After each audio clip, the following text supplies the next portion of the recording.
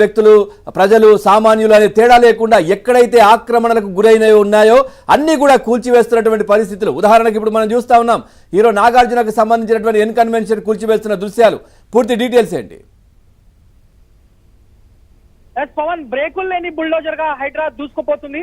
So ప్రస్తుతం హైడ్రా ఏదైతే చెరువులో నిర్మించినటువంటి అక్రమ నిర్మాణాలు పూర్తిగా కూల్చివేస్తున్నటువంటి పరిస్థితి. అందులో భాగంగానే ఇటు మాదాపూర్ తమ్మిడి చెరువులో నిర్మించినటువంటి హీరో అక్కినేని నాగార్జున నిర్మించినటువంటి ఎన్ కన్వెన్షన్ ని ప్రస్తుతం హైడ్రా అధికారులు కూల్చివేస్తున్నారు. సో ప్రస్తుతం మనము ఏబిఎస్ స్క్రీన్ లో కూడా చూస్తున్నాము. పెద్ద ఎత్తున కూడా తెల్లవారుజాము నుంచి కూడా ఈ అక్రమ నిర్మాణాల కూల్చివేత అయితే జరుగుతున్నటువంటి పరిస్థితి.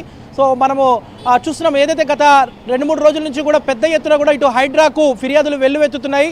అక్కినేని నాగార్జున నిర్మించినటువంటి తమ్మిడి చెరువులో ఏదైతే ఉందో దాదాపు 3 ఎకరాల 30 గుంటల్లో నిర్మించినటువంటి ఎన్ కన్వెన్షన్ మీద కూడా ఇటు హైడ్రా కమిషనర్ రంగనాథ్కు ఫిర్యాదులు వెల్లువెత్తుతున్నటువంటి నేపథ్యంలో ఇటు చర్యలు ప్రారంభించారు. పెద్ద ఎత్తున ఇటు జేసీబీలు హైడ్రాలిక్ మిషన్ల సహాయంతో ఏదైతే ఎన్ కన్వెన్షన్ పూర్తిగా నేలమట్టం చేస్తున్నటువంటి పరిస్థితి కనిపిస్తుంది. భారీగా పోలీసులను మోహరించారు. సో ఎన్ కన్వెన్షన్ పరిసర ప్రాంతాల్లో ఎవరిని కూడా అనుమతించినటువంటి పరిస్థితి కూడా కనిపిస్తుందని చెప్పొచ్చు. ఏదైతే కానామెట్ పరిధిలో ఉన్నటువంటి తుమ్మిడికుంట చెరువు దాదాపు 29.30 ఎకరాల విస్తీర్ణంలో తుమ్మిడికుంట చెరువు ఉంది. సో ఈ తుమ్మిడికుంట చెరువు ఏదైతే ఉందో దీన్ని గత కొద్ది కాలంగా ఆ చుట్టుపక్కల ఉన్నటువంటి ఏదైతే బడా బిల్డర్లు కానివ్వండి, కన్స్ట్రక్షన్ కంపెనీలు కానివ్వండి ఆక్రమించుకుంటూ వస్తున్నటువంటి పరిస్థితి. అందులో భాగంగానే హీరో అక్కినేని నాగార్జున గత కొద్దేళ్ల క్రితం ఎన్ కన్వెన్షన్ పూర్తిగా ఆక్రమించారు. దాదాపు 3.9 ఏదైతే ఎకరాల విస్తీర్ణంలో ఈ ఎఫ్టీఎల్ జోన్లోనే చెరువులోనే ఏదైతే ఎన్ కన్వెన్షన్ నిర్మించారు. సో ఎన్ కన్వెన్షన్ కి సంబంధించి గతంలో కూడా గత ప్రభుత్వం హయాంలో కూడా